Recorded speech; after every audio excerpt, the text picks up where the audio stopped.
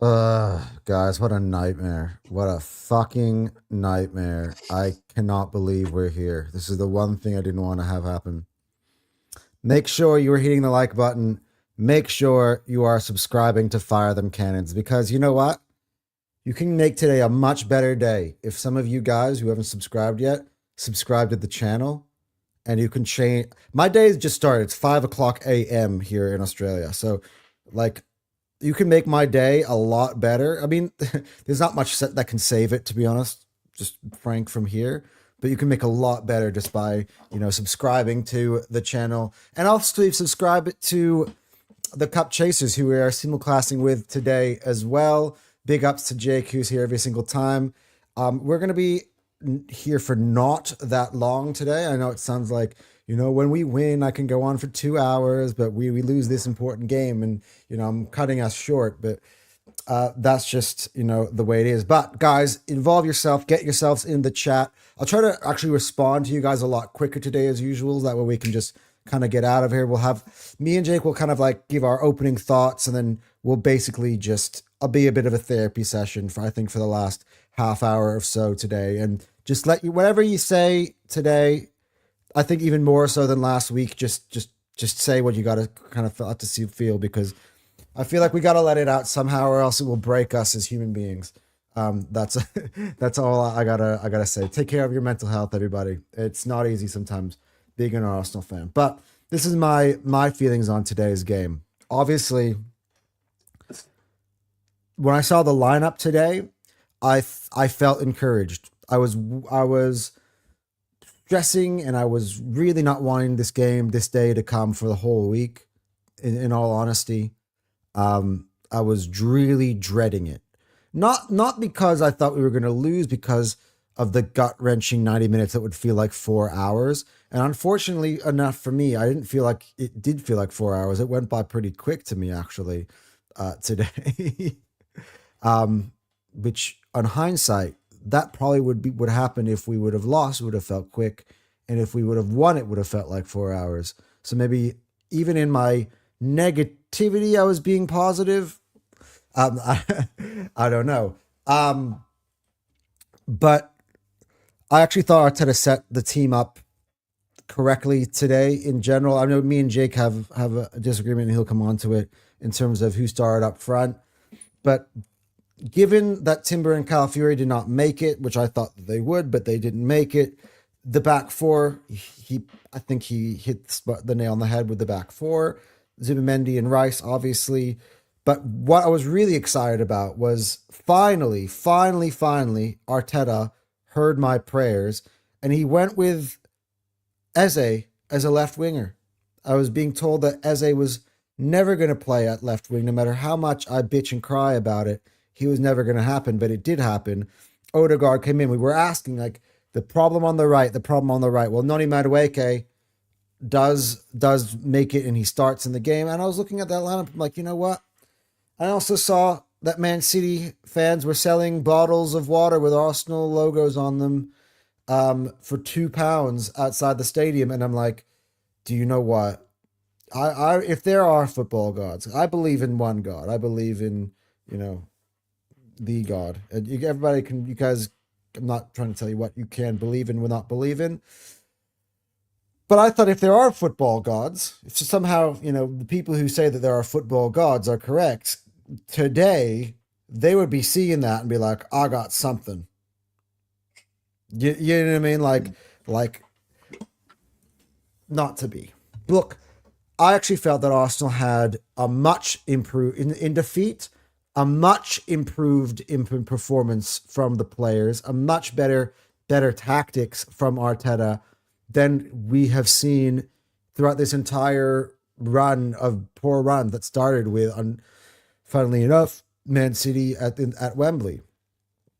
I thought that City again played their part. They were supposed to be the ones who it was on them to try to win the game, because they needed the win more than we did in general in terms of the landscape of the league. A draw would have suited us perfectly fine. And they go ahead, but I was really, really, really impressed. I was very impressed because that because I said the other day, hey, they would score first, and it could be catastrophic, it could be devastating. Their lead doesn't last for really more than 1 minute and 43 seconds when, we put Donnarumma under pressure. Kai Havertz ends up scoring, and we go 1-1. And I felt at that point, you know what? I felt good at halftime. I really felt good at halftime. And I felt even better when Arsenal start to play ball in City's half. We get a really gilt-edged chance that was built through basically Declan Rice winning the ball back and driving to the heart of midfield and basically setting up a one-on-one for Kai Havertz with Donnarumma, which Donnarumma about to save. Martinelli then kind of just has a second shot that barely, gets kind of. I forgot who kind of clears it at the end. It was Kushanoff or O'Reilly or something. Off the line at the end, and then Eze hits the post. And I gotta lie, at the time, I actually thought he scored. I actually ran off in my house running, celebrating. I came back and I saw, but I was listening to the audio in my head, and I'm like, oh, because I just saw the ball and I saw Duma beaten, and I'm running. I had my hands on my head, sinking into my couch. I was just, I don't know, and I'm like halfway down the hall. I'm like, because I got this hallway that comes from my living room. We were living in an apartment. From my living room to the front door to where I'm sitting right now, and I'm running halfway down the hallway, and then I'm like, how do you hit the post? Yeah, I thought that was going devastating. in. And I thought at that point, though, I thought that Arsenal had that sting in the tail that I've been kind of in the back of my mind in the last few days, thinking that maybe might happen. Even when I said it on our preview of the weekend, and I felt that. I felt there's an energy from this team. It's weird because when the final, and Jake is gonna probably have a different take on this, and a lot of you guys are gonna have a different take on this. But it's weird that when the final whistle goes off, I'm disappointed, I'm distraught, I'm sad, you could see it in my energy, in my facial expression now, that I don't feel I'm on the floor as much as I thought I would, because I do feel that there's a life that was kind of re-injected a little bit into the team in terms of in the performance that's been better than in recent times. And it was so tight, and they needed a moment from Haaland at the, really to kind of get there. And they took their chances when they did. But if we can play this way in our remaining 5 fixtures, play this level that we did today in our remaining 5 fixtures, we will win all 5. And I do think there's Timber to come back. There must be Calafiori to come back. And at some point, I know I don't think it's good we're going to have a week off until our next game. At some point, Bukayo Saka is going to have to come back. But we need to be flawless from here on out to the rest of the season in both the competitions. I also think, by the way, this type of away performance gives me encouragement about our ability to maybe go to Atletico and get a result in the Champions League as well. So there are things that I took positives from, even in the most crucial defeat of our season. And yes, I will make no mistake about it, right? Before anybody gets on my back, the title is definitely much more in Man City's hands than I ever thought it would ever be. And they have the possibility. By the way, if they need to win by 2 goals, by the way, if it's 1-0, it's fine, or 2-1, it's fine. That they have a possibility. No, it's not fine. It's not fine. Oh, they have goals scored. Yeah, they have goals scored. They have goals scored, and they have the head-to-head tiebreaker. Right. So we have to beat them on goal difference. There's no other. We have to beat them on goal difference. It's the only way, and there's only 1 goal in it. There's. Anyway, yes. But back to my original point before Jay corrected me was that if Man City win, obviously in the midweek, my big prediction of Arsenal is never going to be behind out of first place for the rest of the season will die out. And I was very confident that was going to go throughout the whole season. But I still think that it's far from over. I think we went 5 from 5. Man City have got some tough fixture. They have a harder fixture list than we do coming up. They have to go to Everton. They have to go to Bournemouth. They have to play Aston Villa on the final day of the season. Let me stop you right here, man. Let me stop you right here because why are we doing this again? Why are we here again?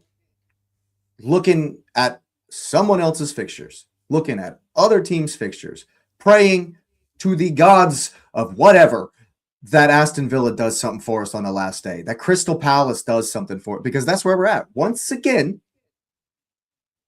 we're here praying, wishing, hoping. We're not relying on ourselves. Why? Why are we always left not relying on ourselves? It's disgusting. It makes me sick. Yeah, let's read some of the chats and then you can go on your thing, because I just want to kind of just not fall too far behind in terms of the chats. All right, I'll start with JT here, Jake, because I know you saw you use the first comment, but that was kind of pre-show. Yeah. The individual quality decided it. Yeah, look, it's true. I can't deny that whatsoever. Good sentiment from Arteta. Little too late though. I mean, today was the day. I mean, I don't say a little bit too late. Like by a little bit too late, I get it. Like last week, if you would have set up this way last week, we would have beat Bournemouth. That's actually, I'm still more angry at last week than this week. Had we won last week, I don't give a shit about today, because we could have lost today and the title would still been in our hands, right? I'm still mad about last week. Let's be perfectly clear. Last week was the week where we fucked up. Go to the next one. Right. This is the performance and setup we needed there you go. In the Bournemouth game and going into this one with there you go. See, perfect. Poor performance by Zubi, Mascara, and I actually disagree, Prague. I thought Mascara played well. Madueke was trash because he is trash, and we know he's trash. We know what you're getting from Madueke. But Mascara, I thought he played well. Anthony Taylor had his head so far up as that his eyes were coming out of his So that yellow card to Mascara was criminal, man. And then in the next 3 minutes, they commit the same foul, back to back, nothing. Yeah. So my I don't think Zubi was poor. I don't think Zubi was that poor. My stance on referees, so I'm not gonna. They're all shit, and they're all shit for everyone. So you can't say anything that's an excuse or whatever. But as far as the performance, I thought Mascara was decent, and I don't think he needed to come off. I think he could have walked that tightrope. But if he doesn't get a phantom yellow card for some bullshit, then there's no tightrope there. Yeah, true. The only reason why I took Mascara off was because of the yellow card. It's the only reason. The same idea. When I saw that, I'm like, I had that cup funnel in my head. I'm like, another fucking fullback. Like, they needed to stay clean. That was important for this game, is that the fullbacks needed to stay clean. And what side did the winner come down? Yeah. Yep. There you go. I also don't want to crash it on Odegaard because he's coming off of injury, but Shirky is the benchmark. Yeah, well, that Shirky goal, like, I couldn't stand but just be like, damn, that was class. The way he weaved through our defense, and that was all individual quality. It wasn't even that poor defending from Arsenal. Like, it was just brilliant individual quality from Shirky. And that's, as a football fan, I just put my hands up and I was like, that was brilliant. I don't know how Jake felt about that goal, but disgusted. Yeah, that's how I thought about that goal. Yeah, disgusted by how good it was, or disgusted by how we defended, or that we just went behind. Just that we went behind. Yeah, like you say, fair play. He's a good player, and he's gonna he's gonna do things like that. Yep. And no matter how much people want to praise him for the bare minimum, the gulf between him, I thought Odegaard was between decent them today. is what I judge him on. I actually didn't think Odegaard was bad today. Now, should Odegaard have been the player that came off? Actually, probably not. I think Zubimendi should have been the player that came off for Trossard, or at the time in which that happened, because I think Eze needed to stay on. The issue is that I think Martinelli came on too early. It would have been better to have probably Trossard than Martinelli, given how Martinelli actually performed in the second half. Well, Martinelli let us down. The thing that we know he does, he didn't do. and it cost us a goal. That's why I thought Martinelli came on, because I think it was like a different type of reaction to the Mosquera yellow card, which is instead of actually swapping Mosquera for White, which he knows would have put us in a even worse position, he brought on Martinelli as somebody who can put a challenge on Doku. Right? He didn't, and though. he didn't and do that's, that. And he didn't, and that cost us a goal. Yeah, that's great analysis for you, Jake, to be honest. But I don't think Odegaard was poor today. Odegaard definitely, in our best periods of the game, had us up the pitch. He connected the play very well. He had I don't think he was that bad. But if you're gonna ask me which one I would have subbed, by the way, when I saw Trossard was warming up on the sideline, I'm like, that's an odd one. I was Why is Trossard coming on before Gyökeres? But at the time, I'm like, well, it's definitely Odegaard's coming off. Right? I thought so too, actually. And then I saw that it was Eze. I'm like, what are you doing? Eze, you just struck the post. He was your best outlet. But yeah. All right, here he comes. Mr. David Speaks Football himself. It's been a while. Since I've seen you in my chat, Dave. Of course, he picked today. I should have known. I told you from the very start, Anton. I'd love to say I'm gutted for you, but I love to say I'm gutted for you, but I'm not. But he's not. We don't expect you to be, David. No, nope. But one thing I respect about David is not, those people who are really fake, like they try to tell you one thing, but in their head they're thinking another thing, right? David at least fucking tells you the truth, right? Which is why David's my friend, honestly, because I respect David. As much as he hates my football club, we're still mates. He's a great guy, and he's also not fake. He's real, and that's kind of also his brand. He lets his emotions out on his sleeve, and that's why we love David. And he's also just box office when he gets behind a mic. The players didn't step up, only Eze. That's what decided it. I don't know. I think the performance was. I couldn't really fault anybody really. If we're gonna scapegoat anybody today, I don't think today's Kai Havertz gets the scapegoat. Kai Havertz gets the scapegoat. I'll leave it up to Jake. 150 million thousand gajillion percent. You get paid to score goals. You get paid to score goals, bro. You spurned 2 gilt-edged chances. Give your salary back. Yeah. And big up David every time it's true. I told you from the very start. Okay, he repeated. I think he just repeated one. Yeah. Yeah. You don't have to spam my chat, David. I will read. I'll read it for sure, especially because it's you. Big up JT. For real, big up JT. He's always here. Yeah. I don't think the league is over, by the way. I hear you. You know what, JT? You're my type of guy. I also don't think the league is over. It's far from over for sure. I agree. Yeah, because there's every chance that City drop points. They have to be perfect still. But now, so do we.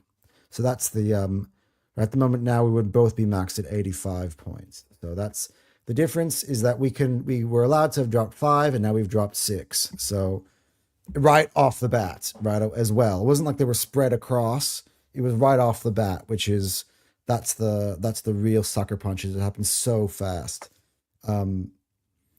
Yeah, I think it's over 8 out of 10 times, but now we should shake the pressure and accept it and be the chasers. I love the pun. The cup chasers. There you go. And City hasn't gone on crazy win streaks the whole season. It's still not the City of old, so they better not bottle it. Yeah, there were still vulnerabilities in there today that's how we got some of our chances. We just didn't really exploit it. I mean, we exploited one, which was the fact that Donnarumma wasn't good. By the way, we didn't press as often as I would have liked. When we pressed them today, I thought we actually pressed them very well. It just wasn't enough, and in the crucial moments that we continued to press. And I do think that what the goal that they got, wasn't it? Who gave the ball away? Was it Martinelli who gave the ball away in that last pass? The one that Holland for their first goal? Yeah, no. O'Reilly ended up getting onto. The second goal, we never touched the ball on their second goal. No, but Donnarumma caught when it. O'Reilly got the ball, right, and he started running down, Yeah, was it right? yeah, It was O'Reilly, yeah. yeah. I feel like we had an attack going there, and then we gave the ball away. No, we Was it? crossed. No. It was a cross. Martinelli put a cross in. Donnarumma caught it, and Oh, then right, and then correct. because we were a little bit out of position, Martinelli shifts to go towards Gahey, but Donnarumma spots it, tosses it over him to O'Reilly, and Martin Odegaard does this with his hands in the air and stands there, and Martinelli puts his head down and jogs. Criminal. Absolute criminals. It's not. Yep. I think Leeds versus City will be a good match. City will fumble. You'll see in the FA Cup. In the FA Cup final? No, that doesn't help us. Doesn't help us at all. Yeah. If Leeds win the FA Cup, what a season! That'd be amazing for Leeds. Yeah. Yeah. By the way, actually, I've seen that you just completely assumed that Leeds are beating Chelsea, which I'm starting to feel. Chelsea are hot dog water, man. City was the one praying until today. Yeah, I know.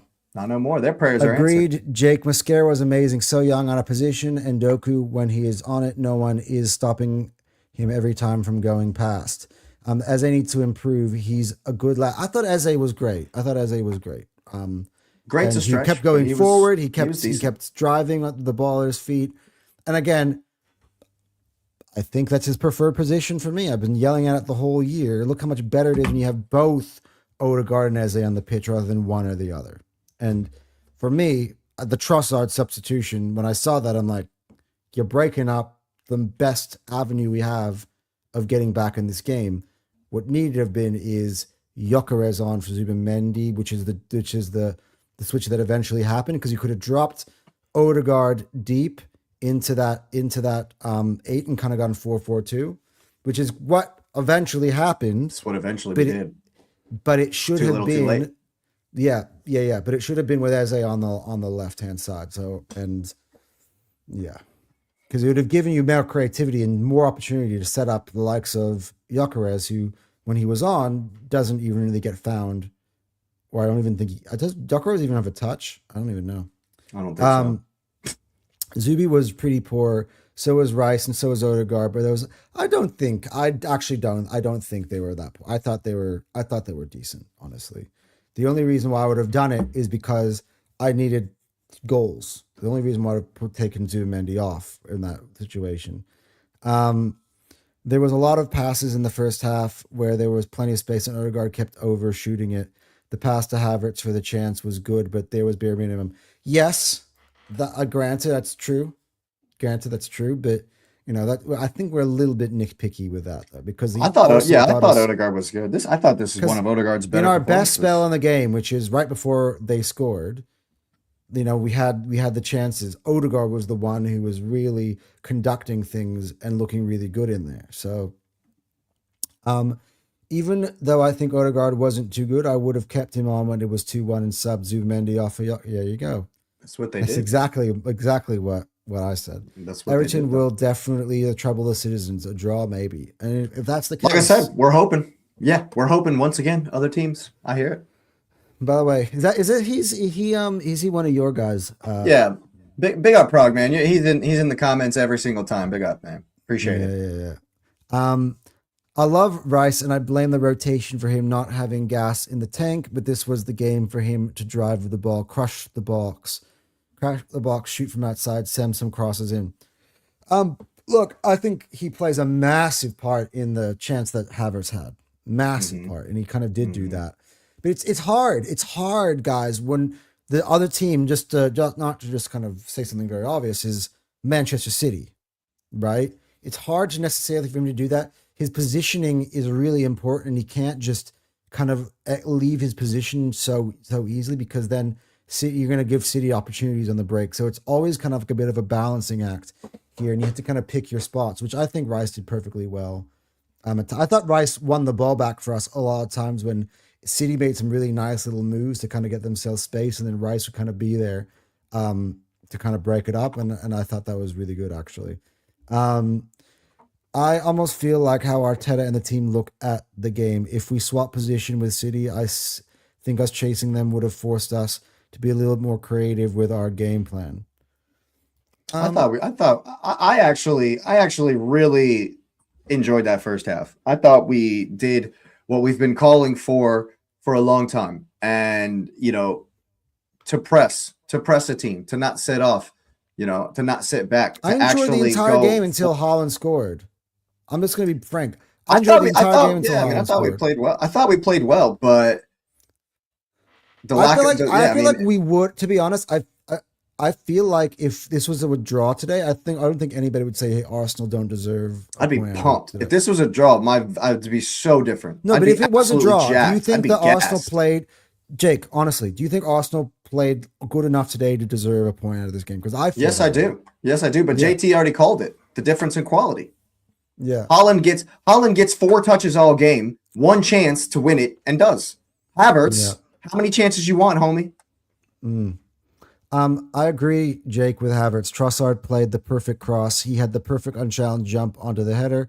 And by the way, where does that Trossard cross come from? From the left-hand side. So you brought on Martinelli from the right-hand side. Sorry. You brought on Martinelli to give assistance for Mosquera. He doesn't actually do that. So if there was nobody to give assistance for Mosquera, it might as well have been Trossard, who can kind of mirror Eze from the left and spam the box and create chances like that, like he did for Havertz. Martinelli for me. I'm going to say it. I think he was even. We had Madueke. He was poor. He was even worse when he came on. Honestly, I actually believe that. And that follow-up shot. I blame him directly. The follow-up shot, by the way, after Madueke. I'm sorry. After Havertz was saved by Donnarumma, he absolutely scuffs. Come on. Why is nobody coming after Martinelli for that? Because Havertz, really, because Havertz, instead of letting that run across you to give Donnarumma an extra half a second and a massive angle to block you, sweep that in with your weak foot. Are you a professional or are you a bum? Right. But even after that, the ball falls to Martinelli and the goal is gaping open. And he gives you like a half weak effort. That needs to get blasted. And by the way, Martinelli's best attribute is defending, not scoring. So, and he didn't do it. And he didn't do that either. Yeah, exactly. Yeah. Havertz cannot be the start of the team that's already a losing battle. The star of the team. Yeah, he's not the star of the team. The star of the team is Declan Rice. The other star of the team is he's just not a star. On his couch. Although a lot more understandably now after having heard what's actually wrong with him in the diagnosis.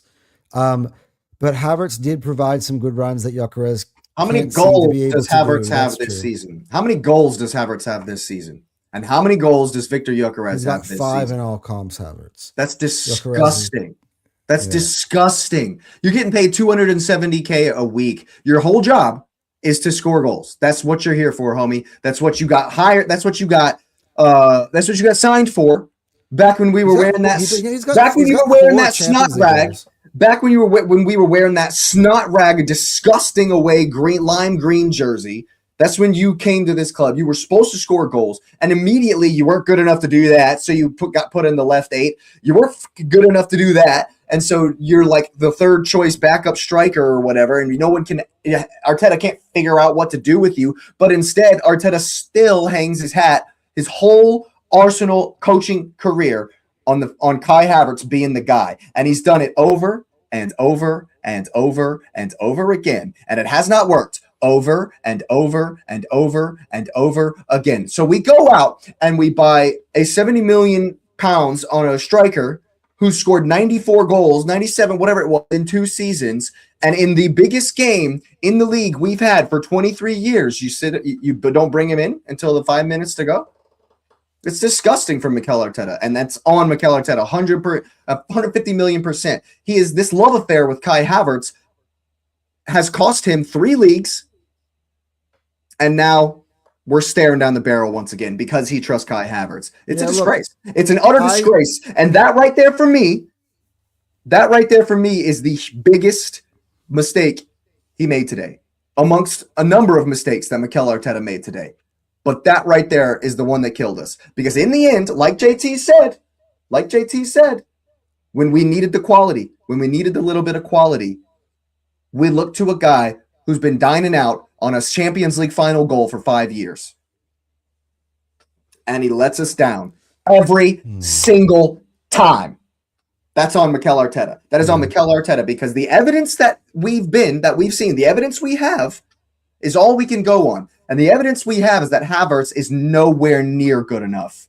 He has never been good enough for us. Even when at his peak for Arsenal in 23-24, when he was scoring mad goals in the run-in, he still wasn't good enough to get us over the line.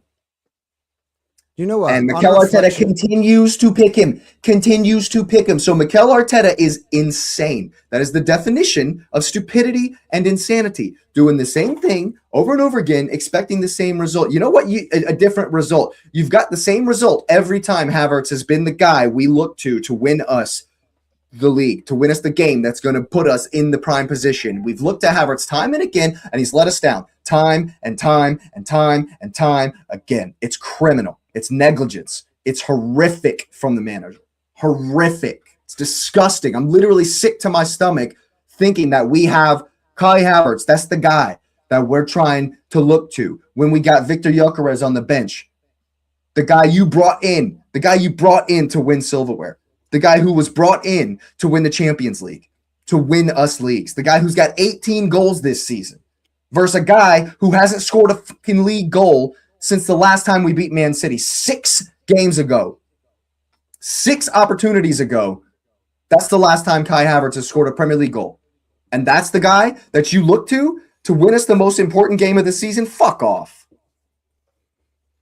Yeah, look, upon reflection, listening to you talk and let out whatever frustrations you got. Obviously, this is the day to do it. But upon reflection, I actually think that I'm still was happy to see that he went with Havertz, to know that Gyökeres could have been the finisher. But on reflection, what the sub halftime should done from Arteta, which is like, well done, Havertz. You got us the equalizer. Well done. It's 1-1 at halftime. My halftime subs is actually Gyökeres for Havertz. I like Madueke coming off too, but that's another thing. That's another example of Mikel Arteta's arrogance. It's arrogant, bro. There was a fucking petition. Thousands of Arsenal fans knew that Madueke is not good enough. He's just not. He's just not good enough. Everyone and their grandmother knows he's not good enough, but we still bought him because he's got some effing love affair with Chelsea rejects that I cannot fathom. That's on Arteta as well. Madueke is not good enough. You know it. I know it. My wife knows it. And she hardly watches football. Sorry. She hardly knows. She knows too. He's just not good enough. Why? How come I know that? How come half the Arsenal fan base knows that, but Arteta can't figure it out? What's going on here? What's the common denominator here, man? Yeah. JT says, good is not good enough. I know it's hard to be the best in the league, but we need to be to win it. If we are okay with just being good, then second place is not good enough. Do you know what really annoys me? And it sounds like me making excuses, but people talking about, City have the likes of Doku and Shirky and Semenyo and also they just have better quality. And for me, if we just had Saka today, our quality is just as good. Like out of Saka as a on the left and right. Come on, in their careers are better player had better careers, both of them, than Doku and Semenyo to this date. Odegaard in the 10. Look, I think we matched. I think we matched them skill wise. We matched them. Yeah. We just once again in another big day game, we are not able to fully play our strongest hand. That never matters, though. That doesn't ever matter. That doesn't ever matter. It doesn't just matter, life. But that's just the way it's just the cookie crumbles, man. That just is what it is. Like everyone has to deal with injuries. Why is it they get to be? Because life's not fair. Because shit's just not fair. I mean, and if we're sitting here thinking that it's gonna be fair, Equity way- and fairness is not how we're going to win the league. By We the way, need to one make thing- them feel like it's unfair. That's what we One need to thing make that really them feel annoyed like. me today, by the way, it just feels sometimes it has a feel. Maybe this is me just. If you want to dismiss this as bullshit, you can dismiss it as bullshit, right? I'll give you permission to. But like when I'm watching this coverage, even from the start, I just feel like the Premier League wanted this. Oh, they The Premier definitely League was wanted like, it. They hate like the Arsenal. way the That's for commentators sure. fucking talking about it. Every time Man City does even Yo. anything that's not even really that impressive. Oh, wow, an amazing move to The get out. I'm like, the shut commentators, fuck the off. commentators even pissed my wife off with all the anti-Arsenal stuff they're talking on. Great, even Lee Dixon gets in on. Dude, it's ridiculous, man. Graham was it's like they're drooling over everything Manchester City like does.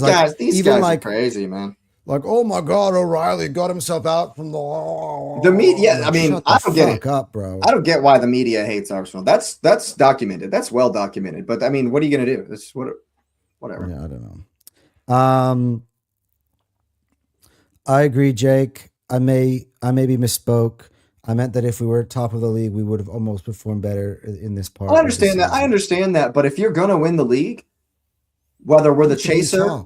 Whether we're the chaser or whether someone's chasing us down, if you're going to win the league, the pressure is going to be there. It's not going to be there next season. It's not going to be there the next season. Even if we win the league this season, the pressure is still going to be there next season. We might be able to handle it better, but it's not like it's just going to go away. The pressure's there, and we want that pressure because that's what it takes to win the league. And maybe we would be better as the chasers. I don't know. Yeah. The thing that frustrates me, because I pointed you at halftime, right? An Arsenal goal to go ahead would have been a lot, like it would have essentially sunk them because one goal would have equaled 2 for them. They would need 2 in response, right? And that's just kind of the biggest thing that frustrates me is like we had those chances right there. It's just if Eze's shot goes in, we're feeling so much different regardless of if they even get one back. Right, because they would needed 2. Yeah, but those are the margins, man. To win the title, the margins are that razor thin. They really are. You know, they really are. You know, I would have had the same. I would have said, you know, had the same tactical problems with what we did today, but I just would have been gassed and buzzing that it worked, that it got it over the line. You know? Yeah. Being the chasers force us to be more hungry, but it's not the same pressure. I gotta say, I disagree with you completely. By the way, because being the chasers for me is frustrating. Like 2 years ago when we were the chasers, we're basically the chasers now. I fucking hate it, and you feel powerless. I feel much rather like let's just take care of our. For me, this is what frustrates me about this, and I don't understand. Maybe I'm not a professional athlete. I don't understand the pressure thing because for me, once you're 9 points ahead, it's like there is no pressure. Just win your fucking games. Forget about anybody. There was a point a week ago. We didn't even need to fucking give a shit about Manchester City's games or results at all. It's just go ahead, be professional, take care of Bournemouth. Just focus on your performance. Make sure your performance is better. Just play the game like we would any game in the Emirates under the sunshine. Just fucking do it like as we do it all the time. As it should have been routine. That's on Arteta That's what I as well, thought we were man. going to going into. Mentality starts at the top, bro. Like, honestly, I'm still more pissed about Alex Scott scoring a winner than Erling Haaland. I mean, that's on Arteta, bro. That's the mentality he has. Yeah. He has the mentality of and being I blamed scared. him big time. He has a scared mentality. Martinelli should have started at right back. Well, at least he would have done more defending if he had done that. He would have defended, yeah. Or would be completely fucking. Imagine Martinelli and Madueke being your whole right-hand started side. oh god. Not really. He was signed as a midfielder. Talking about Havertz. Yeah. It wasn't good enough, so he was made into a striker when he was good. Yeah, true. One team signed 2 star players in January. The other send one of their stars on loan. Yeah, 1 year he might. Yeah, I do think that Ethan, given how much we struggled in the 10, the Ethan he could have done switch, something. Yeah, he definitely could have done something, and I was upset at the time as well. Havertz is one of the most overrated players, 100%. I know. Well, look, here's the funny thing is I wanted to start today for tactical reasons. It had Arteta made the swap for Gyökeres earlier. It could have worked out. But hey, don't get me wrong. Wait, pause. Yeah, He was right. decent Pause today. it on that. But I've also been the guy the whole year when people are saying, Havertz is the answer. He's the chosen one. He's going to be the savior. Gyökeres is shit. He's really the best striker at Arsenal. And I've been fighting against that the whole year. I do think Havertz is overrated. And I told you I'd sell him in the summer and that Alvarez is going to come in as an upgrade. But the unfortunate Havertz was part good is today. that Havertz was good today because he's got a ceiling. That's about as good as he can be. So I'm not like Havertz did not have a bad performance to his standard.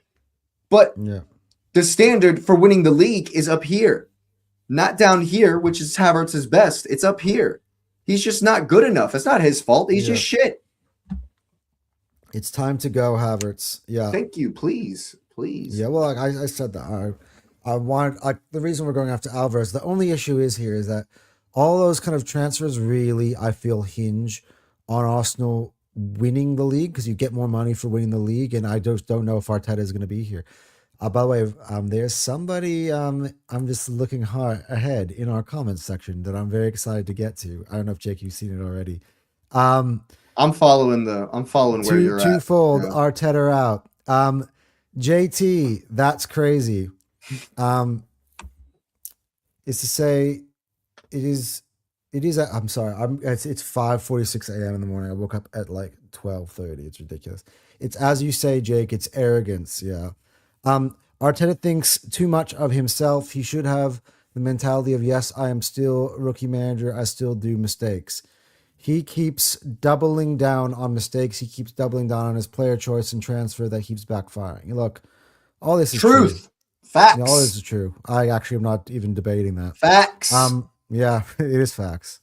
Now that he was forced to actually step back and change up a little, we look the best we did in basically the most of 2026 in a game that we lost. What really gets me is what I think is happening is because Arteta is hyper aware that we fade as the season goes on.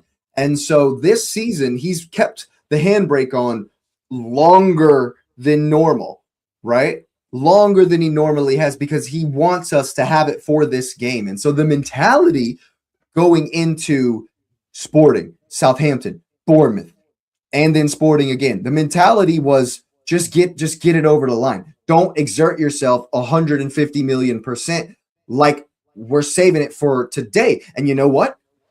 We came out and looked energetic. We played like I wanted us to play. We pressed City. We made Donnarumma hit it long. We were winning second balls. Okay, we were doing everything that we are good at. Balls.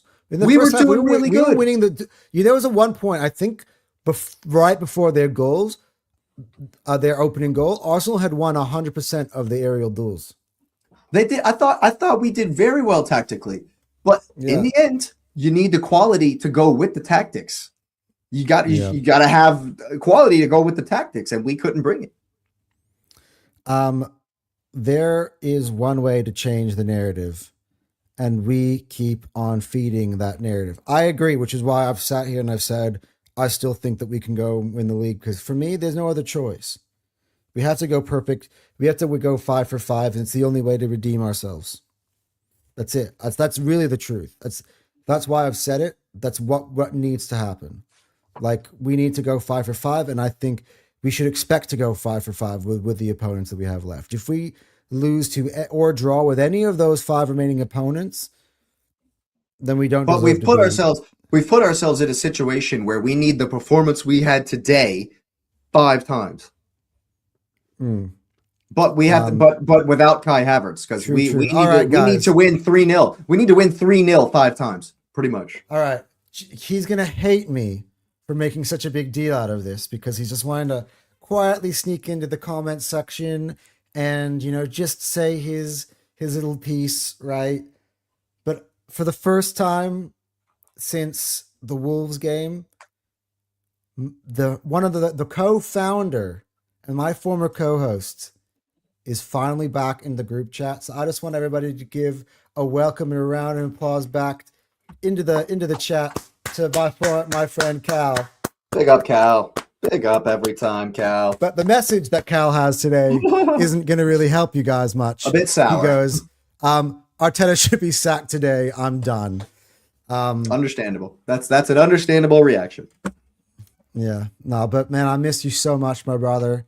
It's good to see you, back at least in the chat. As you did promise me ages ago that you will one day be back in the chat to support the channel, and so it actually did bring my level up just a little bit. Even though you said that Arteta needs to be sacked, you could have said anything. But it's good to see that little Calgunner TV logo back in the bottom of the screen and in the chat. So big ups to you every single time. Um, Calgunner, big up. Yep. We looked much better 2 years ago. We performed like a title winning team against a basically prime city, but I get your point. I really think one big flaw of Arteta, he isn't able to fire up those players and bring out the best of them with confidence. He's too robotic. He can't bring out the passion as like a Klopp.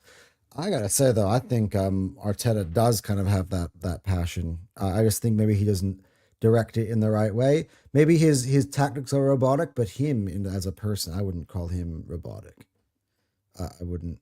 I think that at this point, I think there's a little bit of at this point, he's spent so long with this group of guys that most of them know, no matter what he says, they can kind of read where he really is, where his head really is, no matter what gimmicks he decides to bring, and no matter what let's fucking go, no matter what passion he decides to bring. I think that they know him well enough. And this is the biggest issue I have with Mikel Arteta. They know him well enough to know where he really is, no matter what he says. And so, yeah, the win one for the Gipper 5 minutes before the game definitely has an impact and has we can get up for it and we can get a little bit of right before the game. But all throughout the week, they know his mentality as well. And they're getting that mentality as well all throughout the week. And I just don't think that Arteta has made the switch from I don't want to lose to I know I'm going to go win.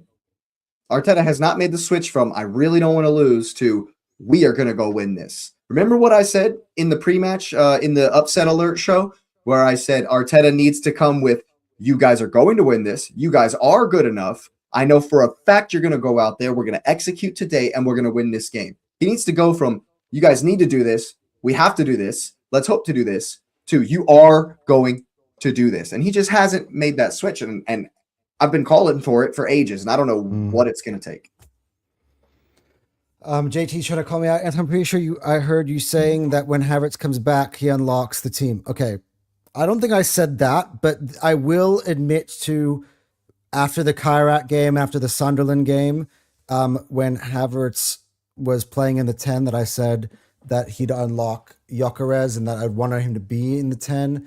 But then when I saw him play at Wembley at the beginning of this run, I have only been doing nothing but just calling him out and saying I never want to see him in that position ever again. So I never said that he unlocks the team when he came back. In fact, I was mocking people who thought that he would be the savior. And a person who just messaged in the chat again can totally tell you that's what I said, because he was sitting next to me week in, week out when I was telling you that Kai Havertz is not the savior. I want to skip the next one. I'm going to skip the next one. Yeah. Yeah. But I get it. I had hopes for him as well to at least help the team in some ways.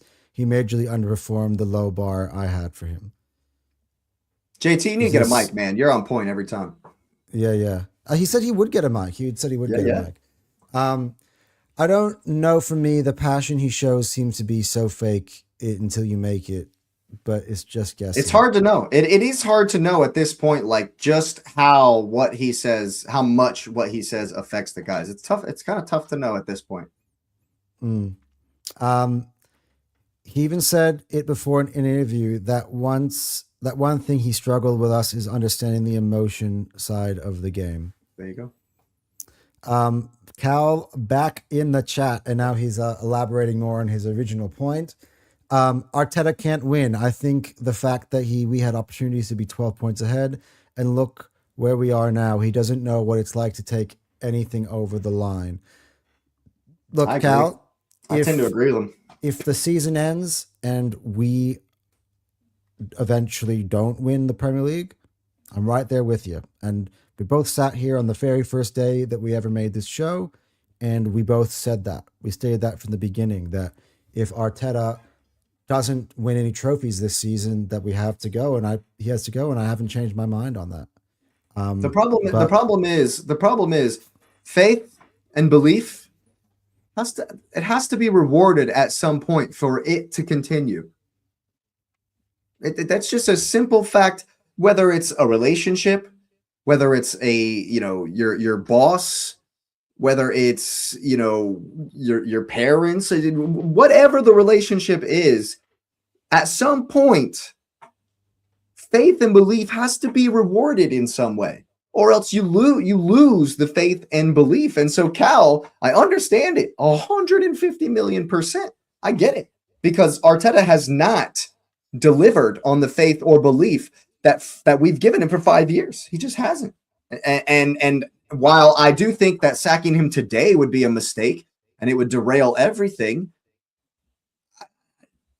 we're stuck until the end. We're stuck with him until the end of the season. Look, as Terry said, though, what's crucial, though, that if Arsenal was to get rid of Arteta, is you don't make the wrong hire to replace him afterwards, because that could be catastrophic. That could take us back.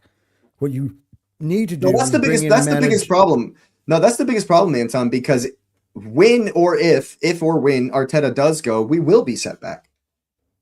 Hands down. It's going to happen. So we're in a stuck position, though. So we are stuck. We're stuck for sure. You keep him, and nobody believes a word he says. You can't get anybody up ever again. No one's going to believe him. It's a catch-22. Right? It is. But it really is. You sack him and you bring in another guy, and we're set back in our project. That's why we had to win this year. It was do or die. It was now or never. Yep, 100%. And we still have everything to play for still in front of us. But I just kind of want this really shit period. I hope this is the end of it. Like, what's really sad is at the beginning of this run, we had 3 defeats the whole year. And now we've got 4 of them in the last 6. Yep. Like, that's the way it goes, man. That's the way it goes. That's and I said that on the terrace earlier. Like, that's what kind of just like really just disappoints me. Like, it was all there. We just needed to have the tiniest bit of consistency. But I do think, though, that the whole unavailable list of players and the fact that he has these players like gassed on half energy and they're coming in and out and you don't really know who's going to play, and I'm begging players to come off the couch and all this shit and they're still not playing, plays a huge part in that. Who gets the blame? Everyone thought, by the way, I'm gonna take this one because I was talking in group chats when everybody was accusing Arsenal of fake injuries, and I said I'm truly concerned about how many players have pulled out of international duty. How do you know they're fake? Tell me how they're fake. Why are these international teams just let them all go home? The same players have all had issues. Who's to blame, Anton? Who catches the blame for that? It's got to be. It's the same thing every season. It's the same thing every season, man. Cal, it's the same thing. We can't keep saying, "Oh, injuries effed us at the end of the season." Oh man, Saliba got injured and Rob Holding had to play. Oh no. Oh, yeah, Saka hasn't been available for 7-8 games. Oh no. Oh yeah, we haven't. Who's to blame? It's the squad, rotation, and management that has us gassed and injured at the end of every season. And who is that on? Yeah, well, like I said, man, it's all on Arteta. The whole 5 years is culminating every decision he's ever made. Yes, he's gotten us here. Yes, he's gotten us from being shit in our worst banter era to right back challenging again. Yeah, he has gotten us there, and fair play, credit to it, credit for that. But we're not Everton. We're not Brentford. We're not Chelsea. We're not these middle of. We're a team that needs to be winning, not just challenging, winning. And so, yeah, he's done a lot of good for us. But good, as JT said, good is not good enough. The remit is win the league. The remit is trophies. And Arteta has been, I'll even say it, he's been great to get us to where we are in a position to win trophies. But that has not yet been good enough.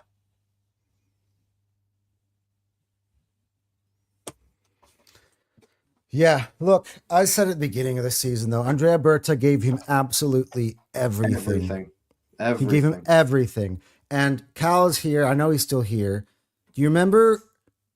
This is going to be the weirdest "I told you so" ever. Remember when we played Bruges away, and I was like, "Why is Zubimendi playing? Why is Zubimendi still playing? Why is he substituting Zubimendi?" Anton, you're going crazy because I saw Zubimendi was on the red line even then. Like that, there were times where I'm just like, "Come on, you just need to swap them out now." Swap when we're in an advantageous position. We had more players. When you even had Mikel Merino who was available, you should have been rotating those players in and out earlier. Honestly, that might be the whole season. In hindsight, that might be the injury that effed us. To be honest with you, in hindsight. Yeah, and I mocked him, by the way, on when he got hurt too. Mikel Merino made me a fan of his. I when we signed him, I was like, "Who's this geezer?" But he made me a fan of his, and I think that him going down, the minutes he could have given us, the minutes he could have played for Zubi, because Arteta clearly doesn't trust Norgard because he's, right there. He's been right there the whole season. He clearly doesn't trust Norgard to deputize for Zubimendi.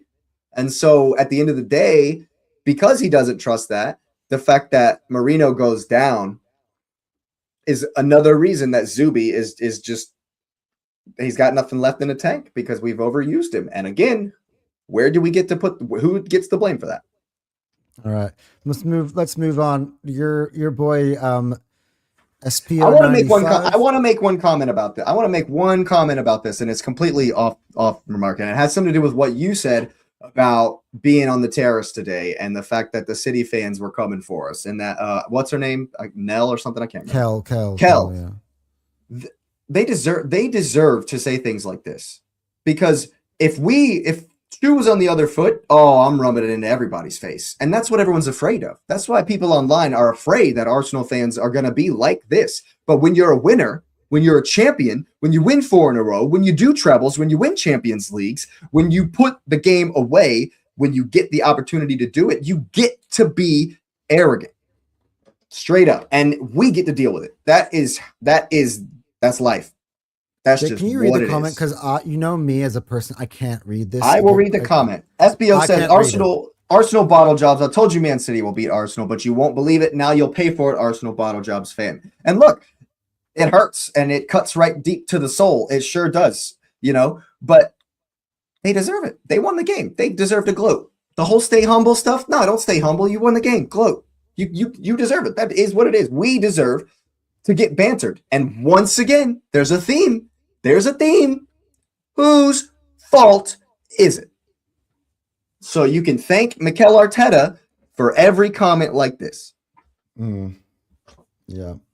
Cal, see, even Cal's been on a rant and upset, and I'm still just smiling every time.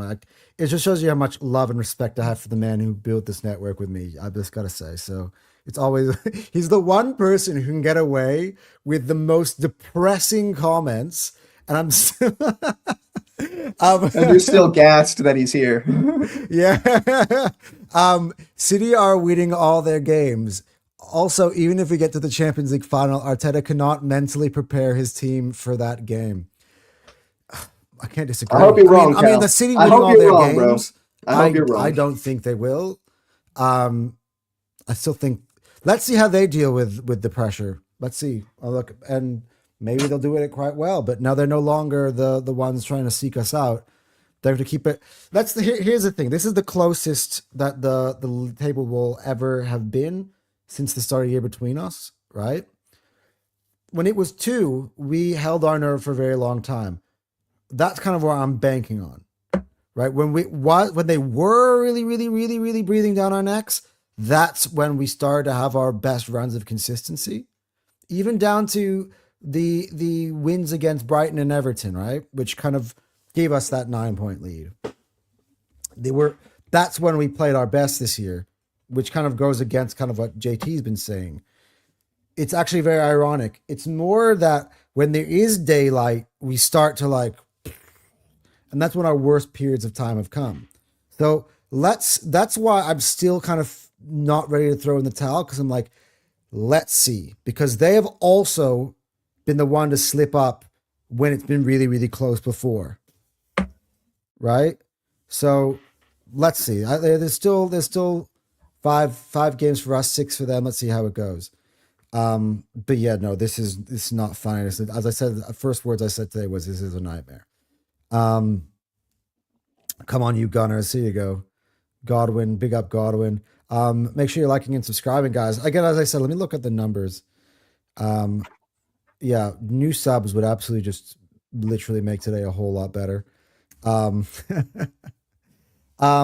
if he gets a contract extension, I'm checked out for next season. I hate people telling me I should be grateful for not being mid-table fodder. Yeah, look, we're at the point where it's not about that anymore. We're at the point of, let's see what we can do to get it over the line. And maybe the one thing that counters Jake thing about if we can change is the fact that Andrea Berta, I actually really trust him. He's the one who put us in the position to really, for the first time, really feel like the favorites in a Premier League season. It was Andrea Berta's work who did that. It was him who built the squad. It was him who identified that Havertz wasn't good enough, so I'm buying Gyökeres. It was him who identified that Martinelli and Trossard aren't good enough, so I'm buying Eze. You know what I mean? It was him identified that we finally needed a backup for Saka, right? It was him who identified all this stuff that we needed. Hey, who's starting today in our back four at left wing, at left back and right back, who were brought in today, even though we would say, hey, why are you buying more defenders? We're the best defense in the league. Well, you can see, how White has dropped off. You can see how Lewis Skelly has dropped off. You can see Calafiori, how he struggles with availability. He cut Thomas Tamiyasu. I trust Berta. That's the one thing, is that I think he will make the correct hire. That's one thing I do think, and I do think that he will be able to bring in the correct players. But the issue is that correct hire is really razor thin. The only player, like, people I can think of right now that be available, I wouldn't go Alonso, because I think that the way he plays is way too much of a switch, and I don't want to go to playing back threes. I don't want to play a back three. Please. Nagelsmann is the one for me that I'm like, if he came in,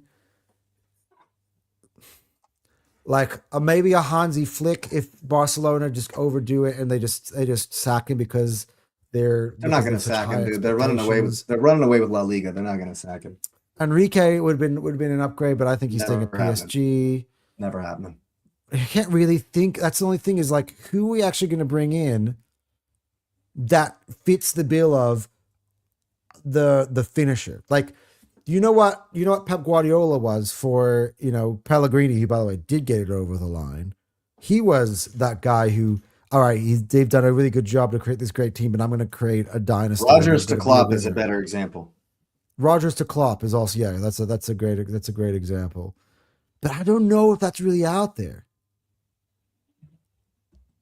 Guys, honestly, before we end this stream, which we will end soon, can you give me some recommendations? Like, seriously, we need to start thinking about it. Cesc if we don't get it Fabregas over the line, but he's not an upgrade on Arteta. How do you know? He's managed Como. That's the highest he's ever. Yeah, managed. he's got Como fighting for a Champions League place in the Serie A. It's like I've watched a handful of Como games this season. It's a throwback to the way Wenger played. It's a throwback to possession-based tiki-taka style. Exactly what you would expect from Cesc Fabregas. It's it ain't this sit back and defend bullshit. He attacks Inter. He attacked AC. He attacked Napoli. He doesn't sit back against any of them. He attacks them all. He didn't give a shit. And yeah, sometimes they play out 4-2s and 5-3s and big score lines. But he's got quality like Nico Paz that are crushing it, and he's doing well. And so I wouldn't be mad at that. But I mean, right now it's the point is moot, because it would be a disaster of a nightmare of a dumpster fire to fire him today, in my opinion. So Until the end of the season, this conversation for me is it's whatever. It is, but just the thing is I agree with the sentiment that we need to sack Arteta, but if we don't win any trophies, right? But I'm trying to see the avenues the one avenue, honestly, the name that makes the most sense to me when I said it is Julian Nagelsmann. Right? That's the one I could think of that makes sense when I said it. But what Arteta is also doing right now, what he's also doing with how skin of our teeth, just holding on. What he's also doing is he's putting doubt in my mind, at least, that even if he does get it over the line, is he gonna change anything? Is he gonna improve the way we play and have a little bit more attacking mindset? Some of the Arteta were saying in recent weeks, and Brandon was saying, is he going to even change, even if we do get it over the line, or is it going to be just like this next season, even if we win, where it's skin of your teeth, holding on, sitting back, super defensive? I don't know. But what I do know is, say we pull it out, either one, he's not going anywhere. That contract extension is getting signed if he wins a trophy, whether he's going to change or not. So. The thing is that if he wins a trophy, the players will fight and still believe behind his message because he's got them there. We'd like to think so, right? And you'd like to think so. Yeah, but he has to be flawless. He has to be flawless in all 9 remaining games in all competitions. He can get a draw at the Metropolitano. That's about it. That's all I can think of. And maybe a draw in the Champions League final where we win on pens. But, please, God, no. I don't want to go to pen. Please, no. Please, no. He got 6 years to cherry pick the perfect conditions. No manager ever gets that. He agrees with Cal. Yeah, I think I kind of agree with Cal too. I'll get to kind of at the end before we close off kind of why I've said all these things, but I still believe and all that stuff, because I think it's important just as a fan base to kind of do and not kind of lose sight of. I even could understand he got this season, but the next one is a no-brainer. Yeah. Pretty much. Well, he got this season because all of us were complaining that the squad depth wasn't good enough, and he got given it to him. This was the year where Berta went and bought 8 players. He's like, all right, I got everything you need. The fridge is stocked. Even if I've even covered every possible avenue, anything that could have gone wrong, I've covered it for you. And he's still managed to run the deepest squad in the league into the ground where we have so many injuries and he didn't properly manage it. That is the truth, and that's the frustration. And that's why I haven't been Arteta out the whole year, because I'm waiting until the end, because Berta gave him what he needed, and if he doesn't get it over the line now, he's got no excuses. And Cal can tell you that, because that was what we said here on episode 1. Right from the jump. We designed that episode so that we told you exactly how we felt about the state of the football club. By the way, that was the day we bought Eze, which was a great time to say, all right, Berta has fucking got you everything you need. You are no excuses. And you didn't even use some of these players properly. The only excuse I could say is, hey, they're all getting used to the team, and next year, they'll all have played 1 year together already. It's the only thing, and I'd be really pulling that out my ass if that was what I had to say. And yeah, you would. And that's kind of I would be. Hey, I've just said it now. Yeah, you would. Yeah. We are getting UCL semis monies. Move like a big club for once and go make Enrique the highest paid manager in the world. But Enrique could potentially win back-to-back Champions Leagues as well. So, is this facts for me or facts for Jake? Facts for all around. Facts all around. I don't mind City fans bantering us, but I despise our fans of bum teams trying to ride on City. Yeah, big time. That I will agree with. City deserve to banter us. City deserve to talk shit. No one else does. No one else does. City do. Yeah, No fuck one Chelsea else. fans. I'm gonna at Jesse. Jesse is going.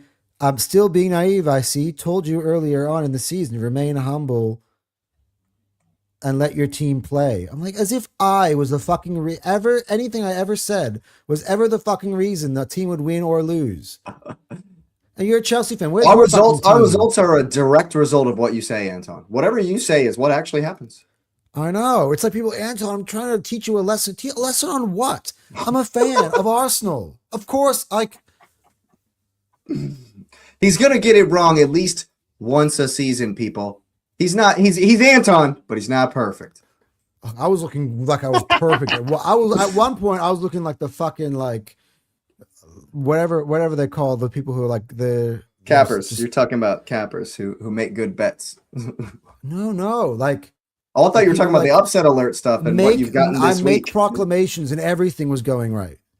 Oh, okay. Everything was going right. I see what you're saying. The Oracle or something. You know what I mean? Like, and then all of a sudden it's just this is my last roll of the dice. The Arsenal's still going to win the league despite today anyway. Also, guess what? If we got Enrique, he can convince at least one of these players from the front line to join us. I would weep with joy if Havertz. Look, obviously, Enrique is the obvious thing, right? By the way, the funny thing is Enrique actually interviewed for the job both when Emery got it and when Arteta got it, which is the funny part. Yeah. But he hadn't been established yet. He hadn't proven himself That's fair. At that point. You know what I mean? His best thing on his CV at that then was like Spain manager. And those Spain's teams weren't even really that good or won anything. So like it wasn't until he got to PSG that he started to be Luis Enrique. You know what I mean? So fair enough. Yeah. I mean, Fabregas is a project manager, but I really like him. But what we need is just a grand slam. Luis Enrique is like that's that type of name. Someone who knows is a serial winner who's going to win. He needs to be better than Arteta in all aspects. Because the only thing Arteta is missing is the winning part. Everything else, he's great. I'm telling you, there's not many, even if all the teams across Europe, if you listen to Mo speak, they all think that Arteta has built a juggernaut. They all have super deep respect for Arteta. The only thing that Arteta is missing is winning. But that's the biggest thing. That's what we play to do. So that's what I'm saying. I don't want to have somebody like, hey, unproven guy. Let's see. I don't want to be fucking Chelsea. I don't want Liam Rosina. It's funny you say that. It's funny you say that because Fabregas might be going. I mean, they would snap your hand off to get Fabregas at Chelsea. Yeah, well, that makes more sense than Fabregas at Arsenal, even though it actually doesn't. It actually doesn't. It's a whole aside because the Chelsea board are crazy. It actually doesn't make sense. It doesn't make sense for anybody to go to Chelsea as the manager. He's irrelevant. The manager at Chelsea is literally irrelevant. They said so themselves, but that's a whole nother thing. Yeah. Como plays amazing football. They do. Yeah, look, and they're an amazing, beautiful city. With any luck, we'll see them in the Champions League next season. By the way, Jake, I am going to be going to Lake Como. Good, but not to the football, not for the football game. Oh, you gotta go see a game, man. I'm also going to go. I'm also going to go to Lugano, which is in Switzerland, up the coast, which is also very beautiful. Do they have a team? Go see a game, bro. Hey, that's Swiss league, man. Both defensively and offensively. Or just give Conte a 1 year. Look, Conte is awful in Europe, man. Are we really there? Are we really at Antonio Conte? No. And he should manage Tottenham. This is the history of the Arsenal. No. I'm not doing that. Conte. I don't like Nagelsmann. Like I say, I love Nagelsmann. Nagelsmann actually, I've always loved the way he plays, his teams play. I love Nagelsmann. The other thing that can be thrown at Nagelsmann. Oh, wait. I'm trying to look at before I say anything. Just the Nagelsmann record. I think he's all right. I mean, he's won the leagues with Bayern, right? Yeah, I could win the league with Bayern. Yeah, that's what I'm trying to say. That's why I was like saying like outside of Bayern, like he was at Leipzig, like he was the one who brought Leipzig to life. Fair enough. You know what I mean? Um,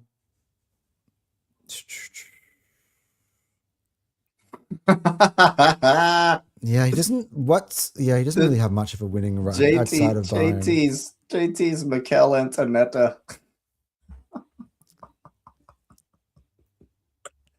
Oh, big up JT, man. That's hysterical. You know, that's That's what I'm saying. Leave me out of this. First of all, I I'm keep never. leaning back in my chair, and I've forgotten that I messed up a wheel on it. I'm almost fallen over like 3 times.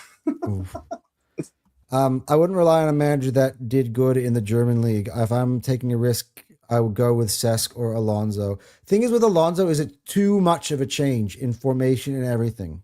Like you would have to make so many changes. I detest the back three. I detest. We don't have the right type of fullbacks to play as wingbacks. They're mostly. Hey, we got Martinelli. We got Martinelli. We tried back three. One of our worst performances of the season. We tried back three against Mansfield Town, and it was so unbalanced. Oh my god! That's why I wouldn't go with Antonio with Alonso. Like he also had one amazing season with Leverkusen, and he couldn't cut the mustard at Real Madrid. If you want the best in class, it's Enrique. It's the only answer, but I don't see him leaving PSG. By the way, it's the first time in his life he managed a squad as big as this. Talking about Arteta or Enrique? Anyway, Lisan Al Gaib. Is that all right? Who is that? I agree.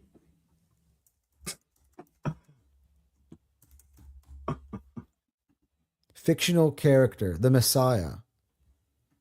Okay. Gotcha. Fair enough. That's funny. That's funny. I meant he was pretty established as a UCL winner with Barca. Yeah.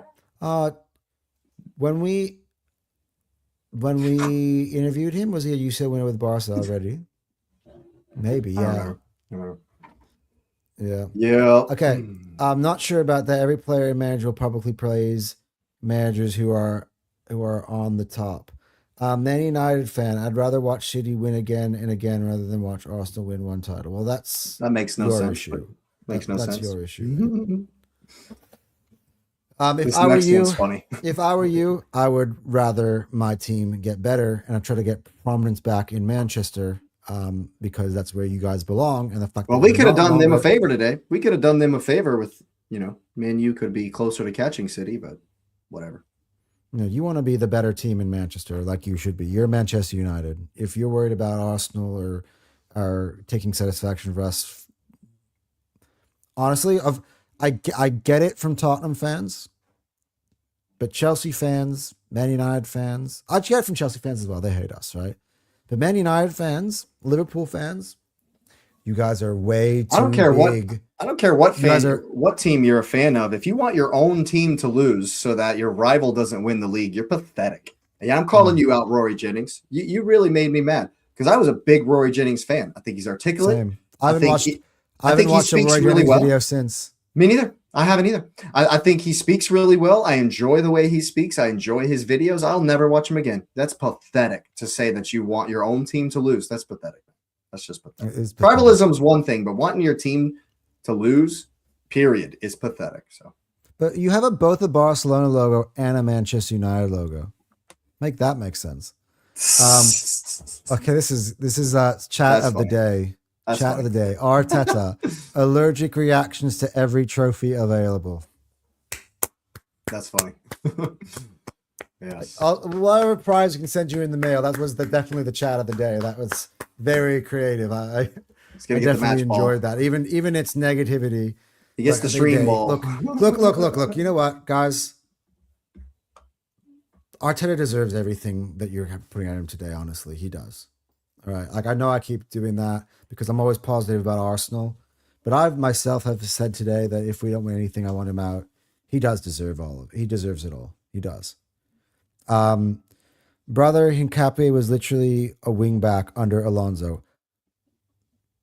Wrong, because I watched that whole season The wing back is I thought he was Grimaldo. He was Grimaldo and on the left. Frimpong were his wing Grimaldo. backs. Hincapie was the left center back. He was a left center back.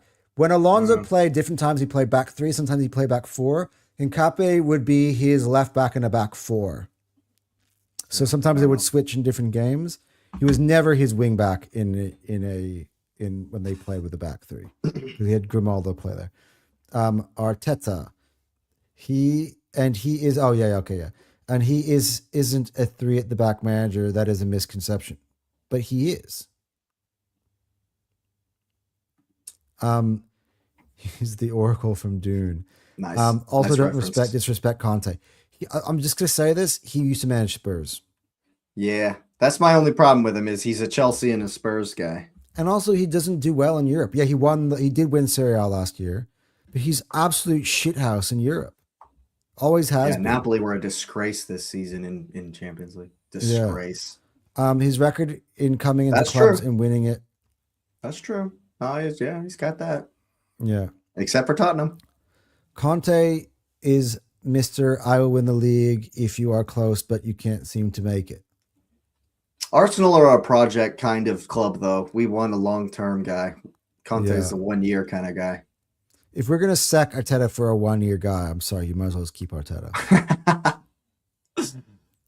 Alonso wasn't bad at all with Madrid. They sacked him because their diva players couldn't handle him. But that's a big part of it.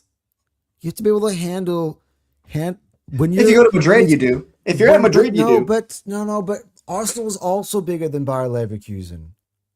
You also have to deal with but we don't have. egos. But we don't have. Go to the next one. Go to the next one. Dictator Mbappe forced him out, and that's a whole nother conversation. Arteta has purposefully not done that, not brought in people like that. So that's a whole nother accusation at him. We had Pierre, and that's why he knocked him out. And Ozil as well. Although Ozil, I think a little bit was too passive to be like. Don't get me started on Mesut Ozil, man. That's a whole nother thing. Sorry, he was a left center back. True, thank you. I was like, don't get me going crazy. I literally watched that entire Bayer Leverkusen season. Keep going to the next one because JT's 100% right. He's 100% right. He isn't married to three at the back. I guarantee you, if Alonso goes to Liverpool, he will eventually adapt. He will eventually move away from the back three. I think he will. Even though Havertz and Frimpong are there.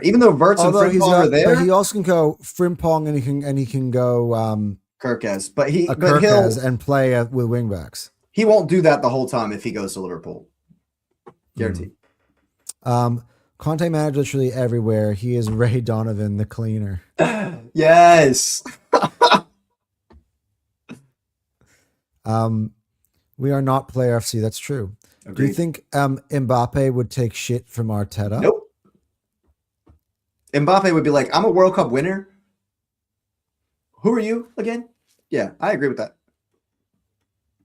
I mean, don't tell me, guys, if Conte comes in for a year and wins the league, you would go, See, JT, you're right. But here's the crux.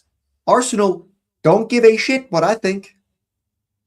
They don't give a shit what we want. They're going to do what they're going to do. They don't give a F what the fans want. That's clear. Here's the thing. No, but here's the thing, though, Jake, right? Because I'm always like a long-term guy. I actually want to see one of my teams actually build a long-lasting run of wins, sort of like Manchester City. Although I would never copy their model, but I want a manager who can take us and have us dominating the sport for years. I'm not trading all that in just for one title and then. Fair enough. You get what I'm saying? I'm not that desperate. I'm not willing to make a deal with the devil that I get one title and then we're going to suck for years. That's what I don't want. Right? So, yeah. The players have been dealt a huge psychological blow. For their own sanity, they will have to find a new clubs to get over the trauma caused by Arteta and multiple bottle jobs. Arteta out tonight is what Rain Beer has to say. How can that coward fraud Arteta sub Eze but keep shambolic Odegaard on favoritism get out? We discuss what we think here. Nothing we say matters. If you want to go there, it's just swinging ideas. I actually agree with you, JT. I actually agree with you. Go to the next one. Go to the next comment as well. Just because I agree with you doesn't mean you can't say what you want. Go to the next comment. No, he's right. I think he's 100% right. There is, if he wins the league, if Conte comes in and wins the league and then leaves, 100% I'll be over the moon. Absolutely over the moon. The point is that the Kroenkes and the people making the decisions do not think like that. And they don't give a shit what I think. I personally, I'll be honest with you, I do not like the defensive style that we play. I'm not a fan of it. I would rather go balls to the wall and win 5-0 every game, but we don't, they don't do what the fans want to do. They stick with what the higher ups want to do, and the higher ups just don't think like fans do. It's sad. It hurts. It's true, though.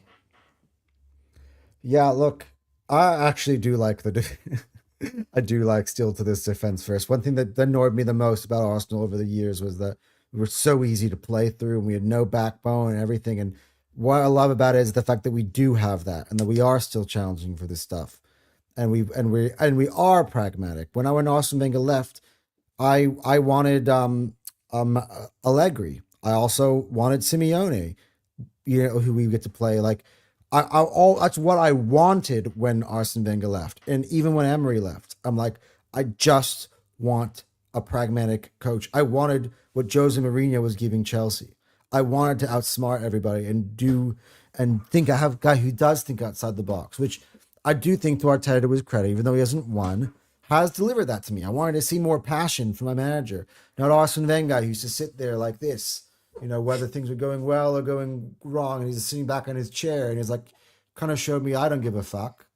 You know what I mean? Like, but Wenger can do whatever he wants because he won lots. Yeah, but then he went years and years and years and years and years and years and years and years and years and years without winning. You say that, but he won 4 FA Cups in that time. So I know. But again, trophies. If Arteta, but if Arteta had 4 FA Cups, we wouldn't even be having this conversation. Look, we'll see. If we bottle the league but win the Champions League, he stays. But how would we feel about him? I'm pissed, but he stays. I'm over the moon we win the Champions League, obviously. Over the moon if we win the Champions League. But in the back of my mind, I'm still saying, why did we have to sacrifice the league to win the Champions League? There's only 3 games left. There's 3 games left in the Champions League. For other people think we're dropping the heads, I think that's one of the factors where I think that we're not. We still are in the Champions League, and we've been flawless in that tournament up till now, really. So if we go and we have like a really good performance where we put ourselves at the Metropolitano, we put ourselves in the box seat heading back to the Emirates, right? There will the players absolutely have plenty to play for, and they also should know, have a competitive spirit and be okay, we let them back in, but if we could still win every single game and we could still be glorious. But this was really, really, really the last straw. Really the last straw. If we drop points next week at home to Newcastle, Anton is done. Right? I mean, maybe then after the Atletico game, because they have the Atletico game. But look, if we win the Champions League, it's amazing, right? It's amazing, and give them a statue. Again, I just felt like we didn't play poorly today. The result is what puts us in, but the performance today itself is not something that I'm just sitting here being upset about, which is why I'm still more upset about the situation rather than actually the game today itself. Conte can give the players a lot of new insight.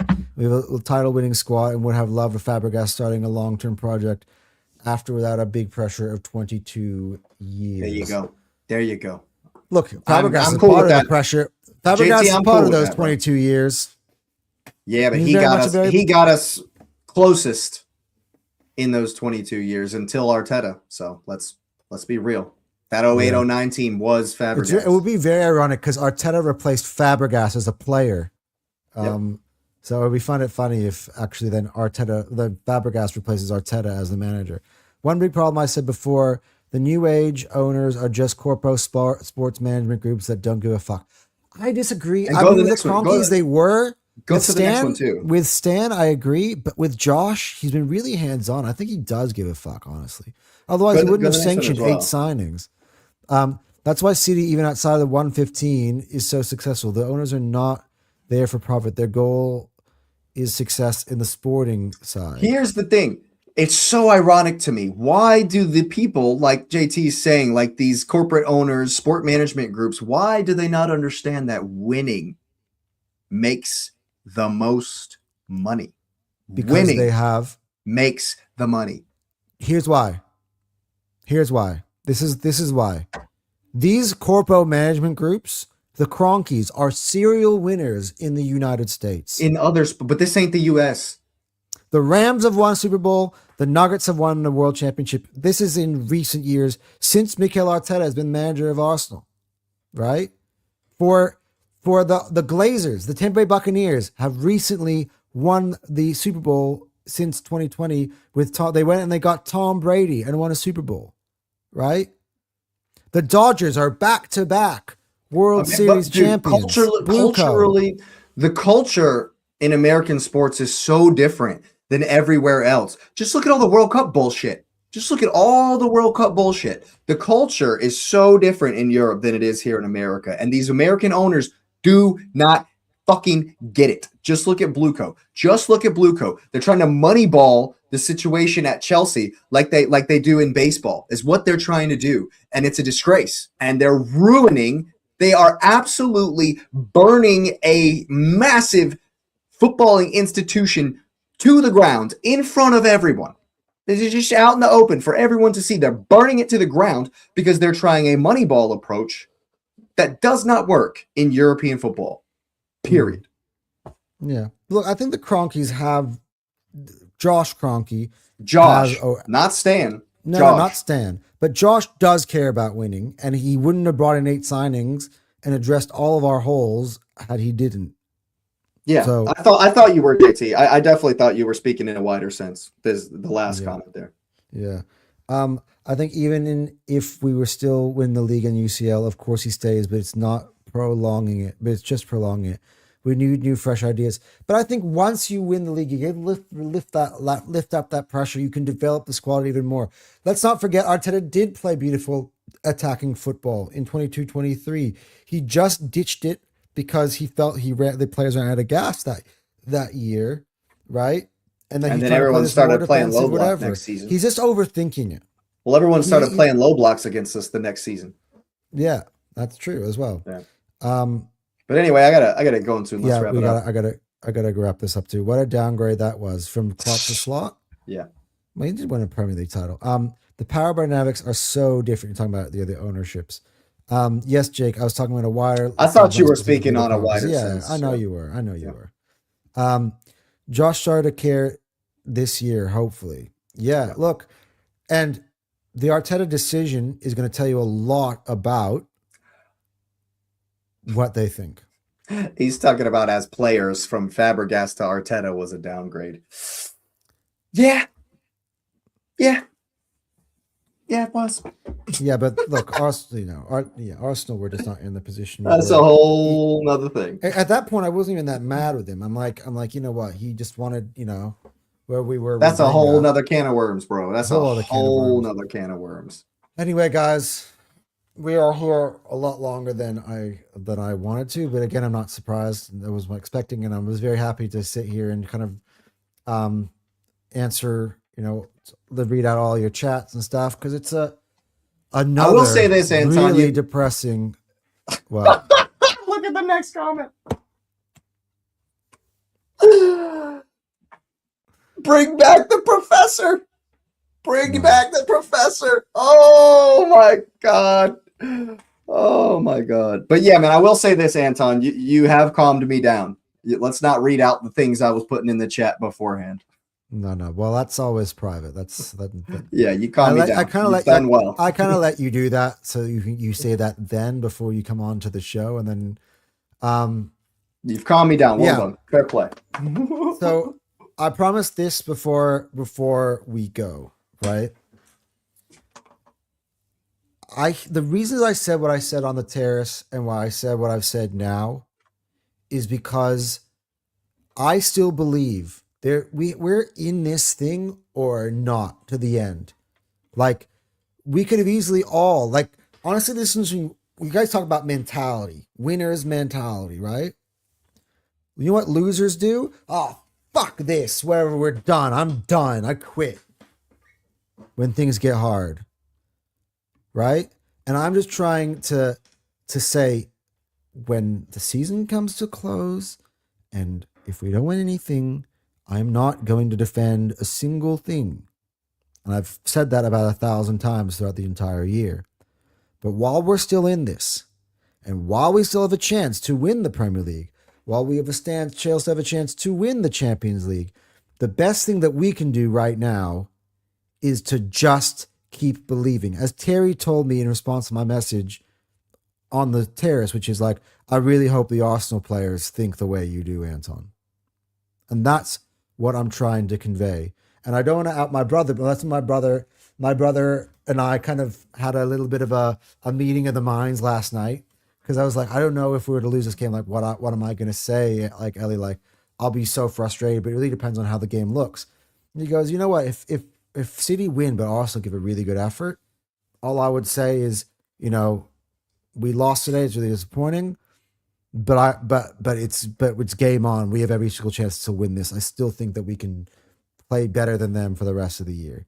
And I still think that because City have never been really that consistent. If City win all of their games at the end of the season, fair play to them, and we will have not won the league. But let's not be losers. Agreed.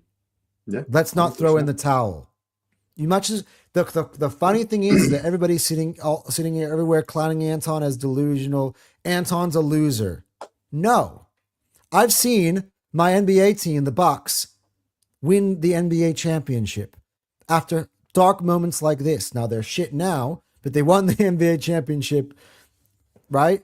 The Philadelphia Eagles, after having the biggest, hugest fucking meltdown the year before, went on the next year and they won the Super Bowl. With a Nick Sirianni as head coach, who, like Arteta, no one believed in that could get the team over the line, but he did. Now, Nick Sirianni the next year, who can be, maybe, he's kind of an example of what you said about Arteta. But anyway, guys, we still have everything to play for. We have a better chance of winning it by saying, hey, I still believe in this team, than not, and throwing under the bus and giving up.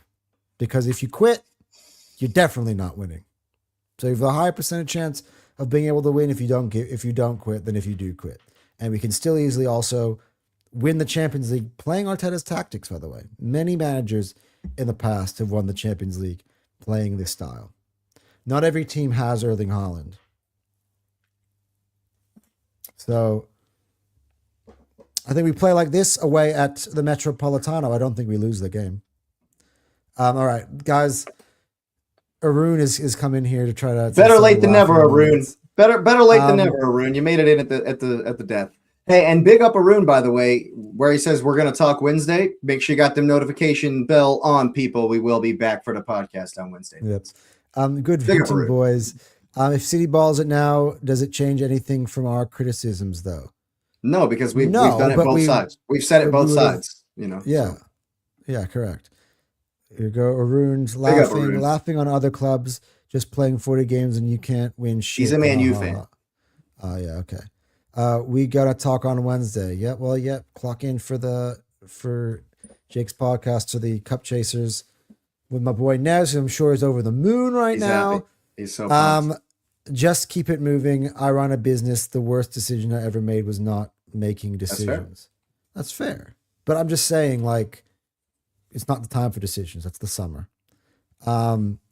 That's it. We are here. What's up, Matt? Just as I was saying, that podcast is gonna be Matt. I'll you know what? I'll be there. It depends what time of the day you guys record. If I'm asleep at the time, I don't know. Might get a little cameo in there, huh? Yeah. Yeah. Fuck. Problem about sleeping is 6:44 a.m. I got to be gone in 45 minutes, and I'm never gonna sleep. Let's wrap it up at midnight. Let's wrap it up. Let's see what happens. We might as well just see it through. That changes. Got to. are needed. Got to see it through. That's for sure. We will need to always look ahead at the future. There is always a next year to win it. We don't need to commit to our.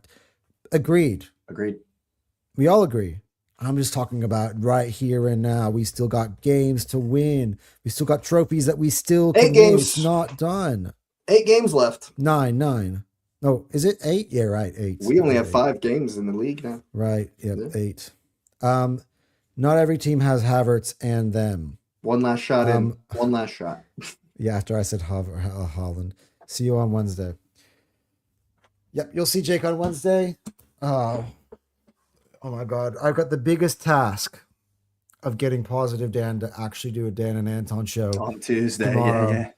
Like, Terry's always told me, and by the way, I'm actually saying this publicly, so I can actually get Dan on here and prove me wrong. Terry has told me publicly and privately many times, when Arsenal win, Dan is the first person to the mic. When Arsenal lose, he's nowhere to be seen. I need you tomorrow, brother, or Tuesday, whatever it is. JT says, don't you have his number? I do have his number, but I want him to, but I'm saying this now. That doesn't mean he picks up, bro. That doesn't mean he picks up. Oh man. Anyways. Yeah. Oh, fuck, it's going to be a long day for me. It's 6:45 a.m. I woke up at 12. Grab a coffee, 45 a.m.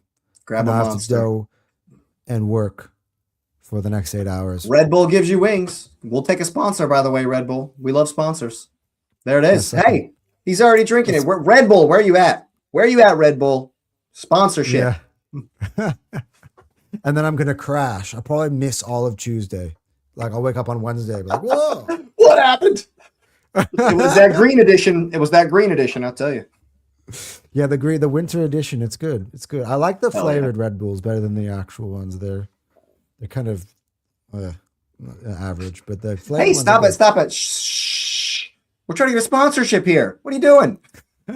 What do you mean? I'm bigging up the flavors. Go grab yourself. But then you're saying you don't like their main flagship thing. Come on, man. What do you ruined it? God, they're never going to give us a I'm actually going to get the background off so you can properly see the Red Bull can, Here you go. Oh, there it is. Guys, get yourself a winter edition. It's exotic passion fruit. They got so many different flavors, and it keeps you awake at least for 3 hours before it makes you come crashing down. But that's why you're getting yourself another one, because you can get yourself another pick-me-up. So only drink maximum of 2 cans, it says, per day, but I'm already reached the max, and it's 6:45 a.m. So, and there it is. All right, guys. We'll see you guys later. Fuck me. Can this be the last depressing therapy session we have to do, please? Honestly, it's just, I'm getting so fucking done with this. Yeah. Arteta, honestly, you're making a fool out of me. One last thing.